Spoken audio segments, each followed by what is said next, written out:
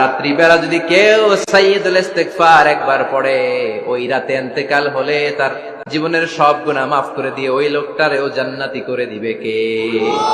দিনে যদি সাইয়্যিদুল ইস্তিগফার একবার পড়েন, ওই দিনে ইন্তেকাল করলে আপনি জান্নাতি। রাতে যদি সাইয়্যিদুল ইস্তিগফার কেউ পড়েন, ওই রাতে ইন্তেকাল হলে আপনি জান্নাতি। এটা সহিহ বুখারীর বর্ণনা। সব ইস্তিগফারের রাজা, শ্রেষ্ঠ ইস্তিগফার মুখস্থ আছে না? কার কার মুখস্থ আছে? হাত তুলেন। সাইয়্যিদুল ইস্তিগফার মুখস্থ আছে কার?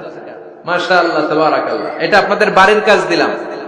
যাদের মুখস্থ নাই তারা গুগলে সার্চ করবেন সাইয়্যিদুল ইস্তিগফার, লেখা মাত্রই পেয়ে যাবেন। বইতে আছে, বিভিন্ন ইসলামিক দোয়ার বইতে আছে।